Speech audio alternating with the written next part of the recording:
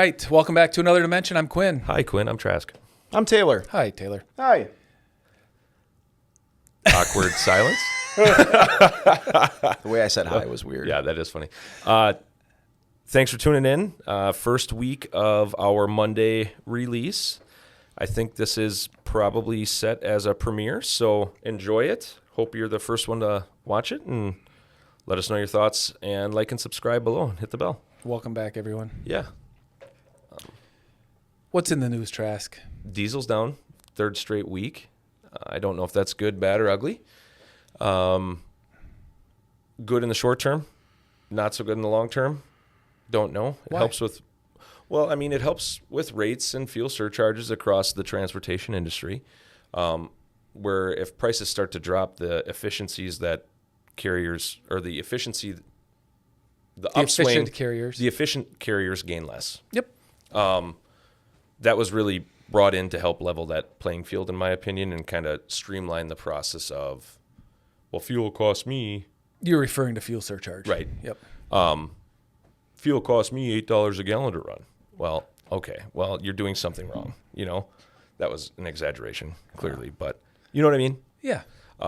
So good, bad, or ugly, depends on how you look at it. Okay. In other news, the company BYD Co., I believe it's a Chinese company, just released an automatic, or a charger for electric vehicles, which is, I know, is in the news with the emissions and stuff we've talked about, but will charge your electric vehicle in 5 minutes.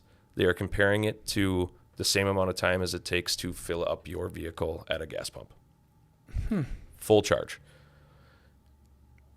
I know there's some emissions buzz going around with the current administration, in a sense of they are trying to push all that stuff away and saying they're unachievable.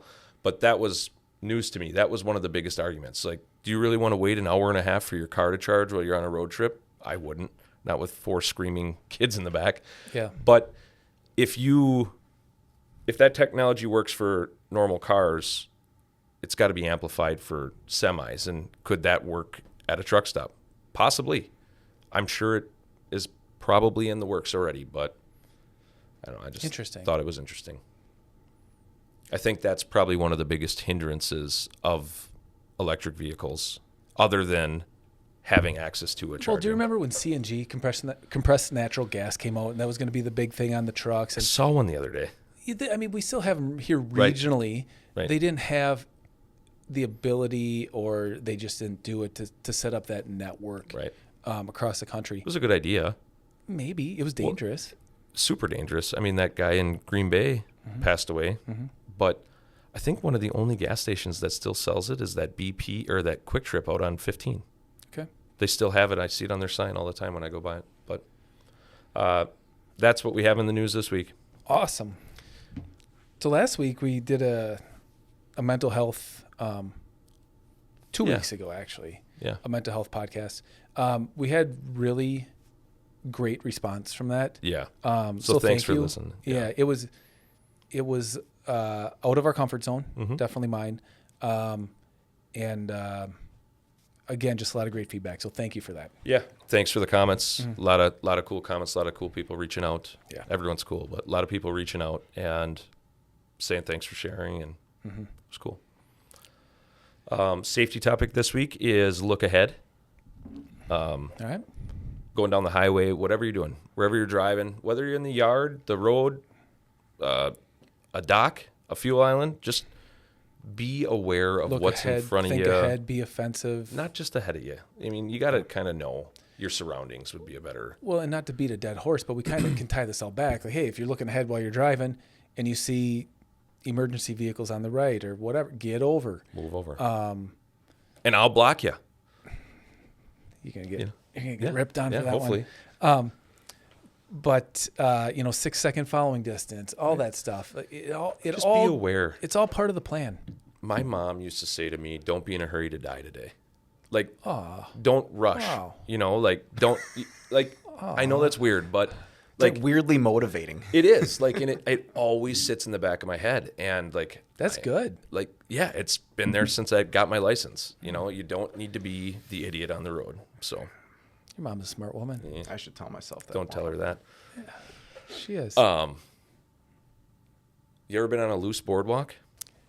Have I ever been on a loose boardwalk? Guessing this is your word of the day. Yeah, it could be. I'm gonna say yes. You have. Sure. Taylor, you got a guess? Like a wooden bridge came to mind. I'm going to say icy road. Could be, potentially. Slippery road? Rough road? Rough road. Bumpy road. Yeah. Wooden bridge, I guess, could be too, depending on how old it is or who put it together. Thanks for making me. But- Just ask Swift. They know where they're all at. Yeah, Follow Swift them. knows where they're at. Schneider, all of them. TMC, all those big guys. So, The Gyps knows. right.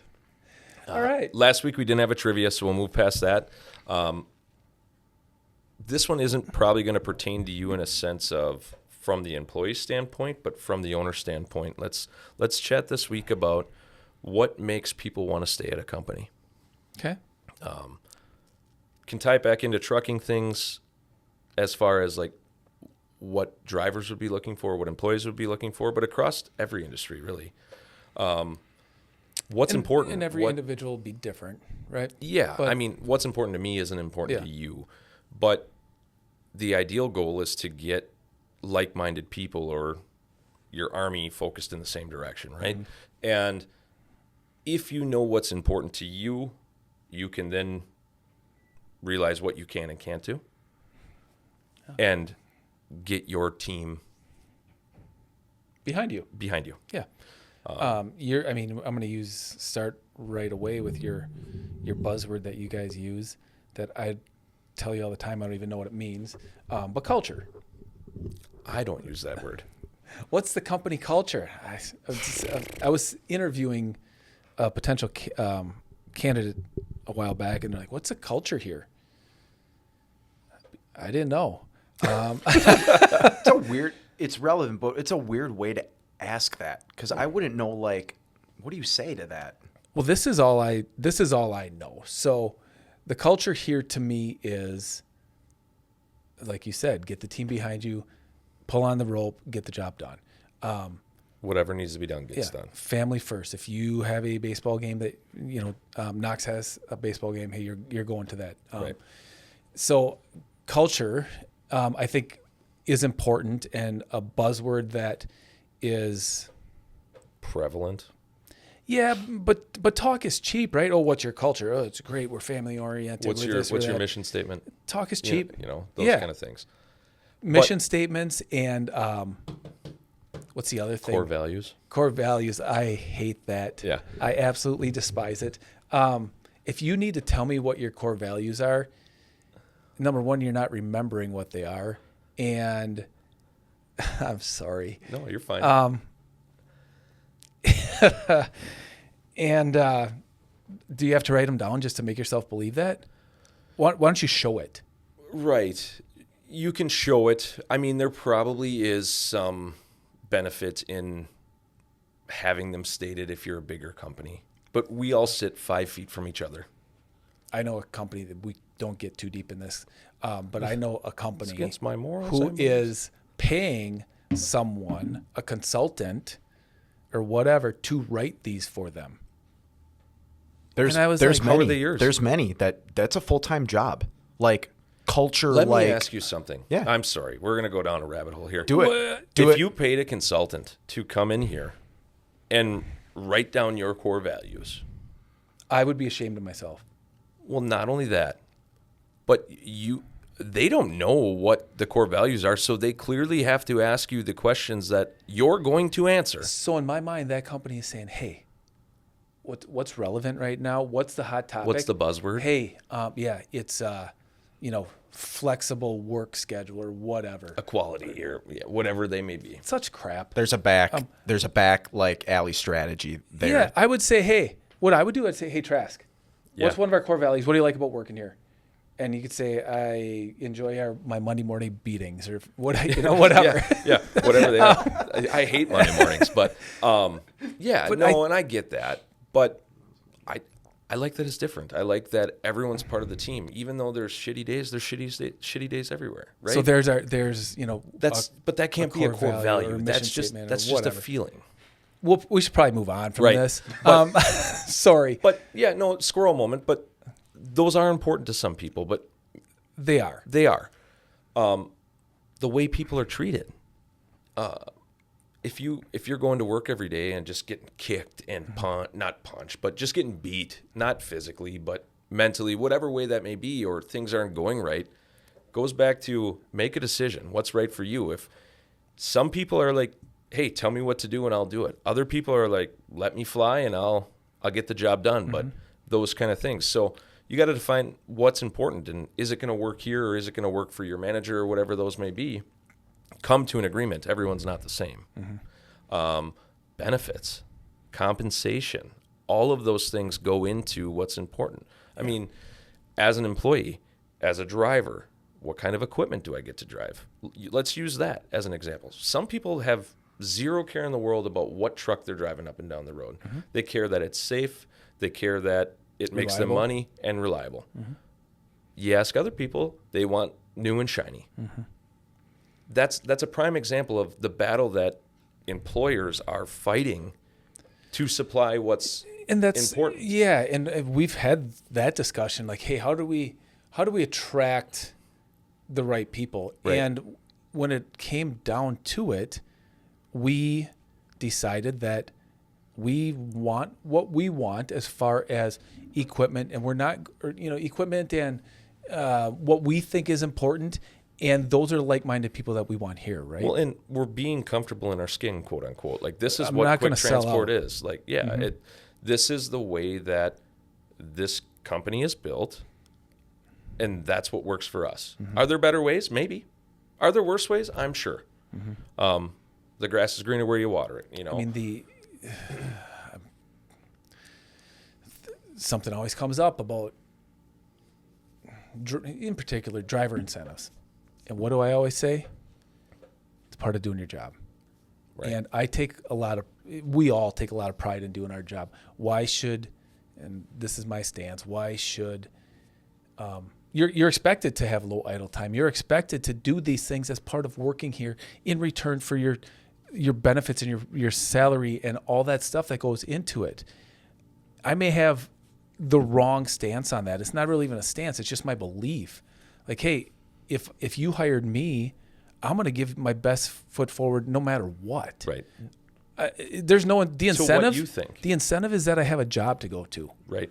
But gone are the days. I mean, imagine like our parents' era where going to a job, like they would say, get on board or you're out of here. Right. Those days, there's a lot more. We've got a little softer heart these days. Is that good, bad, or ugly?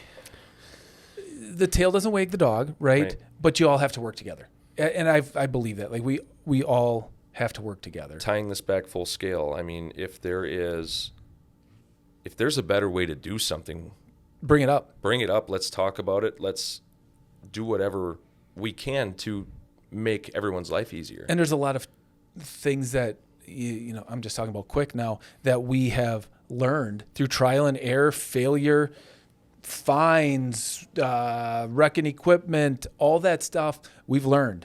Yeah. And that's worth something. So that's why we preach some things. Right.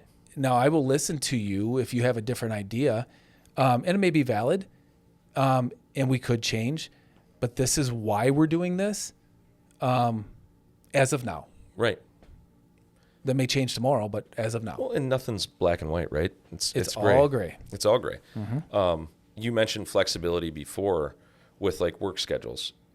It's hard in this industry from an internal side of things where our stuff is pretty action-packed. Our piece of the puzzle, meaning the operations, the safety, the maintenance, revolves on being here to be able to do our job. Now, can we take a phone call somewhere else? Yeah. I mean, are there technologies that you can use to dispatch things other places? Yes. But for us, hey, that's all here. Working remote just is not. We being the internal people at Quick Shop office, whatever that is. We are here to support the drivers, right? That's our only function. This may be debatable, but we had a former driver who said, well, I work 50 hours a week and I'm on the road. You know what? I work 60. Yeah. So what? Like, it's not always poor me. Right. As far as the drivers, going back to Quick there too, I would say we're probably one of the most flexible companies to work for. I'd like to believe so. Show me someone more. You know what I mean? Like, we understand. We get it. We go above and beyond. I'm not trying to toot our own horn here, but we've flown guys home for funerals when they couldn't get home in time. We've sent flowers. We've made sure that people are home for kids' baseball games every time. That's just not lip service. I mean, we get lambasted on like our ads. It's hilarious. Tell me why you're different. Well, you're not going to believe it anyway. And Jeff Bushberger, I read them. It's just like, do you have to complain about something today? Shout out to Jeff. He's not going to be offended by this. Jeff used to work here. Right. Jeff pulled a reefer for us, and Jeff had some commitments that he had to be home for. Our business changed. We went away from the refrigerated business, got into the flatbed. Wasn't really for him. But he still comments and backs us up, and he's like, no, these guys. Did you see his most recent these guys truly care. Yeah. He's like our biggest, he doesn't even work here. No, it doesn't. It's awesome. That Thanks, says Jeff. something. Yeah. Das Bushberger. We've got a lot of people like that. I'll shout out Adrian. Yeah. Adrian was a guy that he lived in El Paso, or lives in El Paso, Texas, and worked for us for quite a few years, and made the decision that, hey, I need to be home, and he left here, and he took a pay cut. Yeah. But that's what was Huge ideal for him at that point, and I do not blame him at all. No. I'm happy that he do what's right for you. Right. And it was right for him. And yeah, we don't want to beg people to be here. We want people that want to be here. Mm-hmm. Let's get off it quick. I'm right. Sorry. No, that's fine. That sorry was 4 good. times in this podcast. Quit apologizing. You're so, okay to feel the way you're feeling. Feelings. So benefits. Hey, what is that? What is important to you? Hey, is health? Nope. I've got my spouse has our health insurance covered, or I've got it through the VA, or there's all these different options you could have. But or you're young and don't think that they're important right now. And bulletproof, right? We've all been there. Yeah. We've all been there. But when you're looking for that kind of stuff, hey, your vision, your dental, your life, your short-term disability, long-term disability, 401k, HSA, all of those other little things that do matter. And if your company has a 401k or any type of retirement plan, do it. Take advantage of it. It's free money. It's on top of your wage. Take advantage of it before it's too late. Your future self will thank you. Correct. A couple bucks adds up. Yeah. You don't need it now. No. You're going to need it. Yeah. 30 years from now. Yeah. Compensation. Mm-hmm. I mean, there's the battle of, well, I can go down the road and make $100,000. Okay. Maybe. Sweet. Cool. Is it the same thing? Are you comparing apples to apples? Is that important to you? If the bottom line dollar amount on your check is what's important, then go do it, because that's not how it works. You've got a driver coming in sometime that he worked at a place, applied here. They said, well, I'm going to guarantee you're only going to pull oversize. Yep. How long did that last? 3 months? Yeah. And he didn't pull any oversize. Yeah, not one. Which I told him was going to happen. But yeah. He's supposed to be stopping in, and we'll see how it goes. Mm-hmm. So what is important to you? Why do people stay for those promises? And how does a company that holds true on their promises combat that? If I were going to look for a job. Yeah, let's see your take on this. My biggest... Time out. You know they don't have the newspaper anymore, right? That was me. That's where I would look. That's right, why I the said classified ads.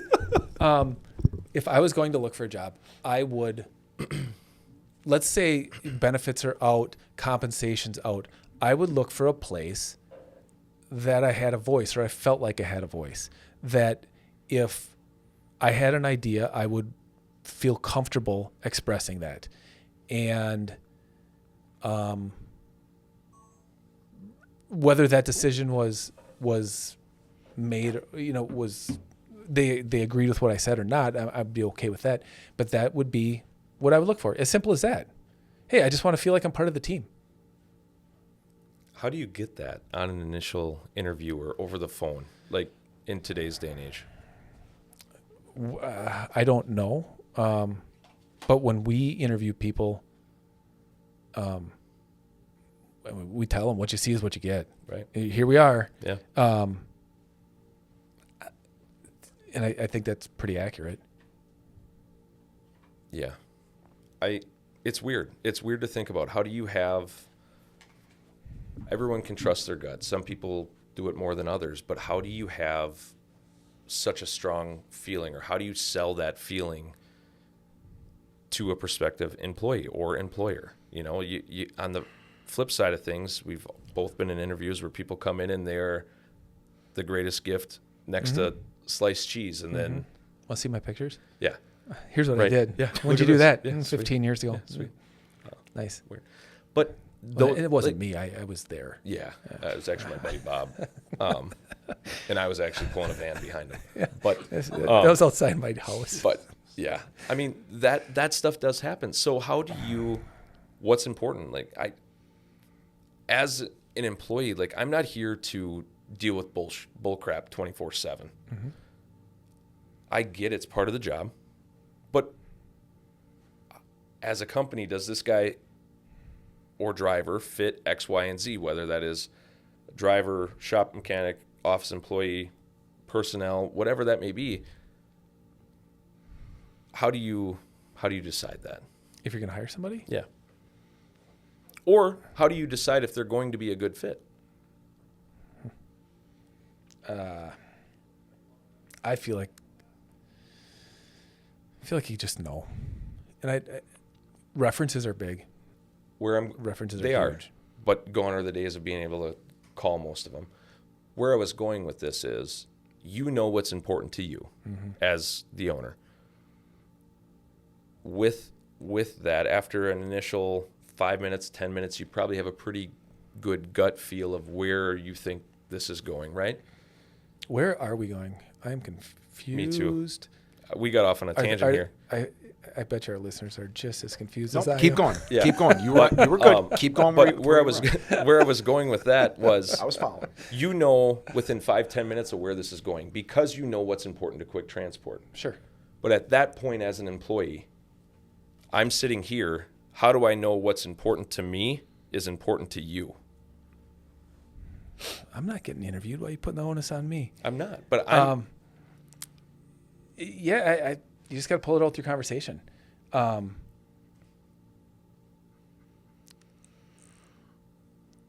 We had a couple interviews lately, and I will say this. I don't know this because we didn't discuss this, but I have a pretty good hunch that one of the candidates and I would have different beliefs. I will also say that I would love to have that individual on our team. 100%. I think it would be challenging. I think it would be fresh. I think it would be, I think sometimes the organization needs to be challenged, right? Right. And change is good. It's not bad. Yeah. In a sense. Yeah. You're being very guarded right now. That was very political. Yeah. Yeah. I thought the individual was great. She crushed her interview. She crushed it. I know exactly who you're talking about. She crushed it. I feel the same way. But let me back up. We didn't not hire her. No. For any reason. No. We haven't made a decision yet. We haven't made a decision yet. Right. It's just a weird waterway to navigate on. As an organization, you're not going to be able to please everyone. Someone or something is going to be upset or break or whatever. It's just like any family. It is. Running a household isn't a normal comparison to what we do, right? quick transport is just like running a house. Someone's got to make the meals, someone's got to take out the garbage, someone's got to clean, and whatever it may be, the yard work, all that kind of stuff. And some weeks it may be someone different. Mm-hmm. But we know where we want the stream to head. We don't know how it's going to happen to get there. There's going to be some rerouting and things like that. But it's so hard to say, yeah, this person is going to be great, because the best person in an interview could be the worst employee ever. Or the worst interviewer could be the best employee you've ever had. Along those same lines, when something comes up, you need to enable the people that you have with you to take that next step, to make themselves better, to make the organization better, right? I mean, otherwise... So how do you get there? Enable, empower, train, talk through things. Hey, that decision may not have been what we would have done, I would have done. No harm, no foul. Let's talk about how we came to that decision, right? What was good, what was bad, what was ugly? Yeah. Most of the time it's not ugly. Right. Or bad. Right. But I think that is huge and needed, because otherwise you're just stagnant. You're stuck in neutral. How do you grow without empowering people? You got blinders on from everywhere, right? Hey, this works. What about if we do this? Or what happens if we do this? I don't know how to say, yeah, we should or we shouldn't. But I think the trust in the people to know that no one's there to make anyone's day worse, I think, in any company, because I would like to say that whether that's here, whether that's Google, Microsoft, at whatever company it may be, they wouldn't be there if they were a constant issue. Well, like I say, if I trust you. Right. If I didn't trust you, you wouldn't be here. 100%. Or be here in a limited capacity, right? But at that point,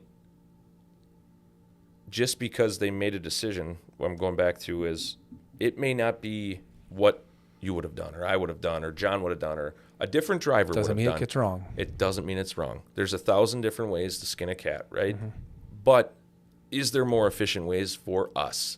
Maybe it's not for everyone, but for us, this is how we can do that. So to continually guide and revisit those issues is important. I mean, that's a huge plan on.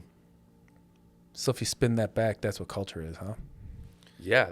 I was waiting to chime in at some point, but I'm like, you guys literally just talked about your culture for 20 minutes. Really? 100%. Yes, absolutely. I feel like the Billy Madison episode. That was, yeah. In hearing this, you are all now dumber. Yeah. Well, I don't know if we have much more to say. Yeah, no, I don't know what we talked about. It definitely is not what we had planned to talk about. But, oh well. This is for a constant struggle and battle for everybody that never ends. Well, right. This whole topic. And I think it's just a huge topic that no matter which way you go, there's no way that we are ever going to stay on topic if we have to. Well, if this episode sucks, we'll just blame it now. It's Monday morning, right? Yeah, sorry. Yeah. It can only go up a Monday from here. morning. Yeah. So no. I think with that being said. Yeah. Thanks for everyone. Shout out to everyone that's been watching. Like and share it with a friend. If you have any questions on culture, don't call us. Yeah, not the place. But other than that, we'll see you next Monday, and thanks for listening. Have a good week, guys.